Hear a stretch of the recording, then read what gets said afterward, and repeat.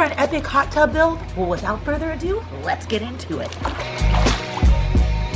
I took some rough measurements and did a rough design of what I wanted to build for the hot tub surround, and took some measurements of my location before I got to building.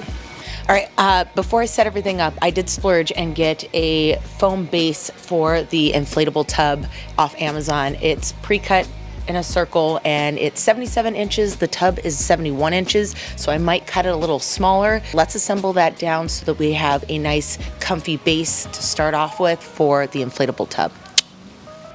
Well, I guess now let's get the tub on it and inflate that, and we'll really know if it's in its place. I gotta say, I do love these type of instructions where it's just pictures, but then it also does leave a little bit to the imagination. I mean, it's pretty straightforward. I'm assuming it's just inflate it, fill it, hook up the hoses, but let's see. All right, so the bottom base is 77 inches and the hot tub perimeter is 71. So that gives me 6 inches that I could cut off, and I could use that as a template since they're basically puzzle pieced together.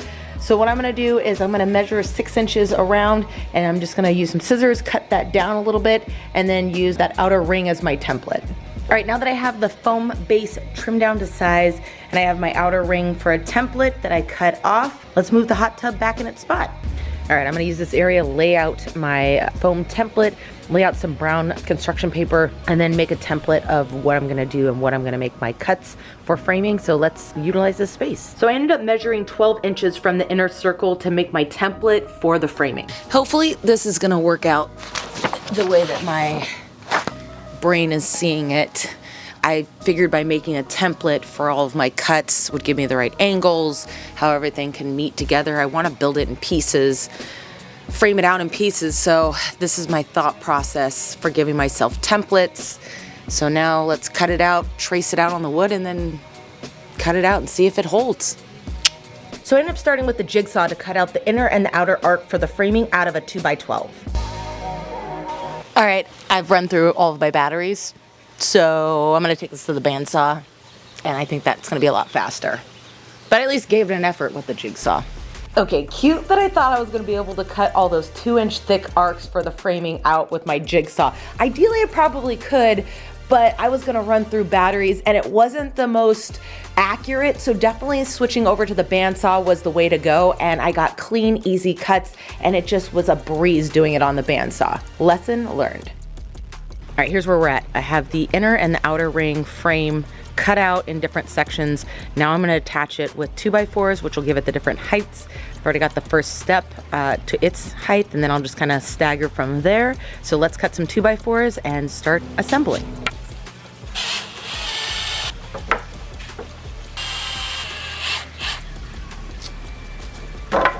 I went the route of pocket hole construction for all the 2x4s that were connecting to the arc framing using my Foreman pocket hole machine. It was definitely easier to frame it all out in multiple sections, especially because I only had so much to play with on the 2x12 to cut out the arc framing, and I had multiple heights, so building it out in multiple sections was definitely the way to go. We're making such great progress.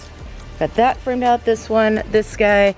Now working on this little section here, but I got a nice little rhythm going.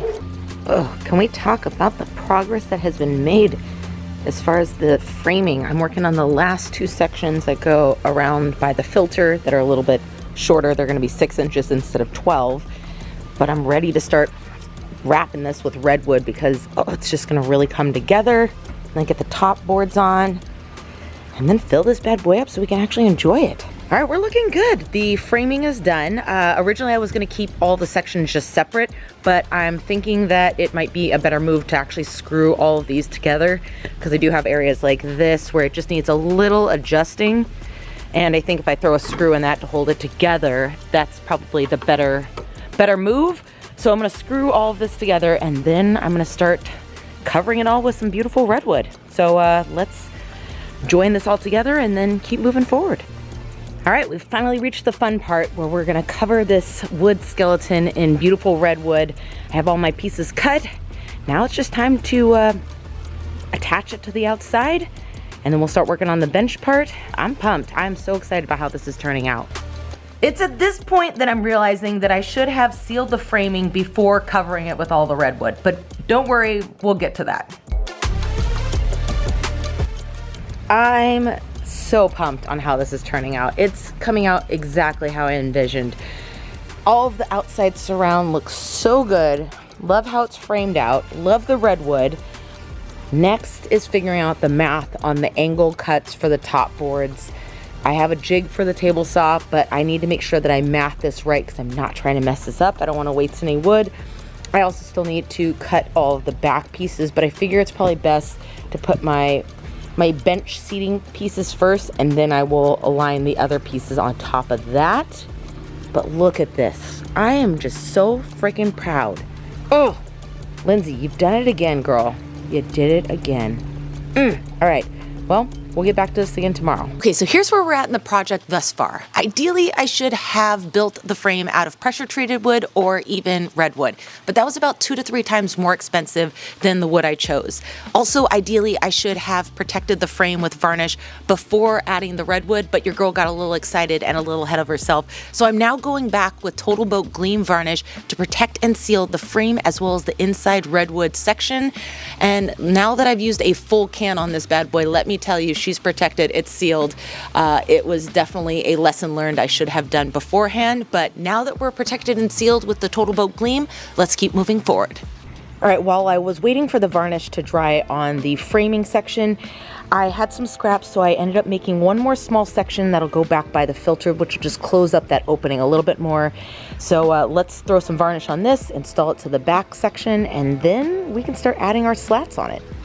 Okay, so what I ended up doing was I cut all of my top redwood boards down to size on the miter saw first. Then in order to get the angle, I set up a tapered straight line jig from rockler to the table saw. And let me tell you, it took a minute to actually figure out the angle degree that I needed to cut. But thanks to my girl Steph from Uncommon Outpost, she helped do the math, and I'll let her explain better how she figured out how many boards I needed and at what angle I needed to cut them. So take it away, Steph.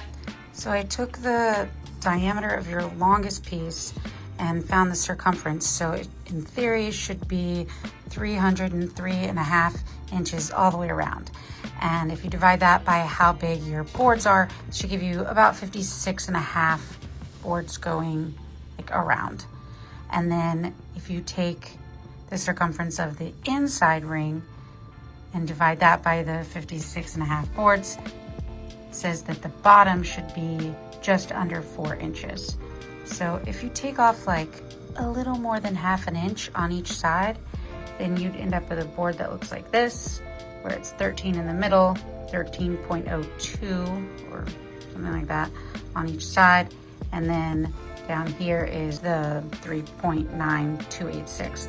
And that means this angle is 3.184, and this one in there is 86.816. Love Stephanie. Thank God that girl knows how to math.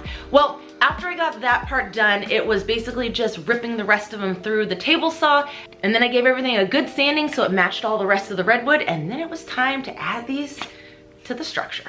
All right, here's where we're at. All of my top boards are cut, my side boards. They're all just kind of sitting here right now because there's a couple that I'm gonna need to cut down just a little bit to size to fit in. But I also wanna, make sure that I like the pattern graining. I might move a couple of these around. Getting that angle cut was a little tricky, but once I figured it out, we were rocking and rolling. I left a slight 1/8 of an inch gap spacing between each one of the top boards, and then I used my brad nailer to secure them in place.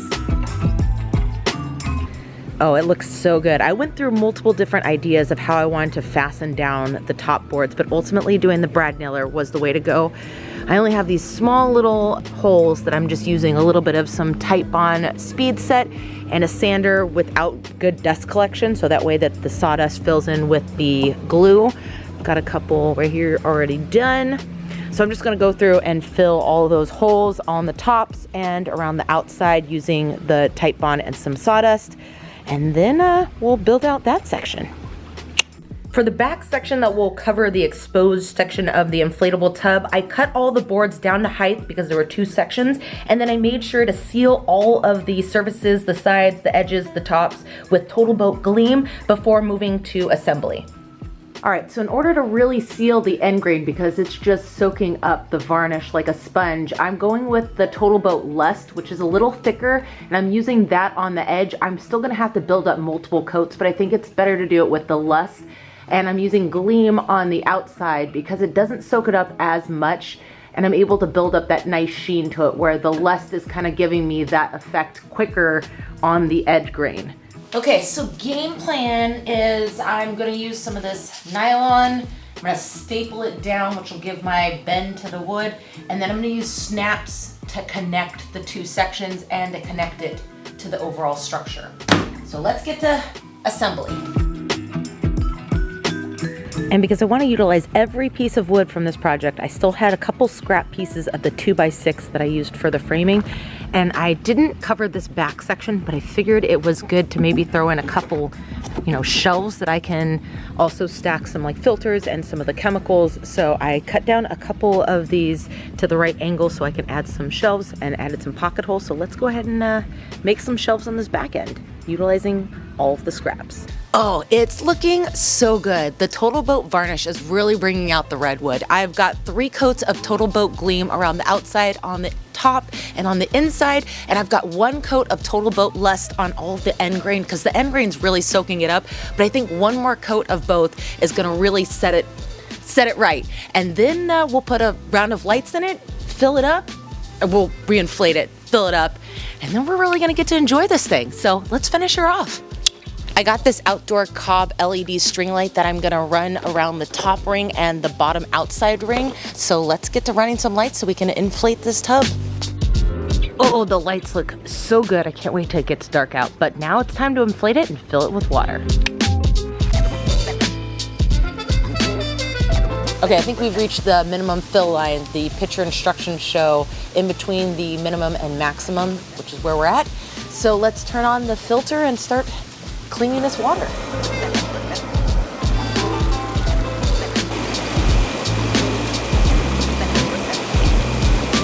All right, while I wait for this to get up to temp, I did some modifications to the 2 covers that it came with. The Coleman cover that had the inflatable ring had some clasps that I didn't need anymore, so I took all of those off.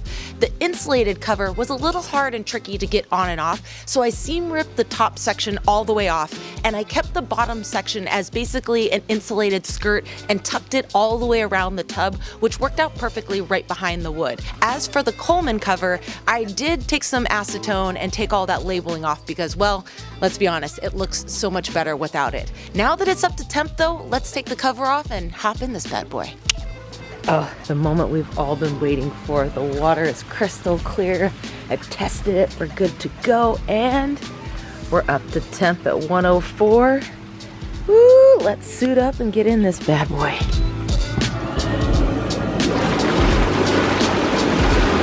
All right, we'll find out. Here we go.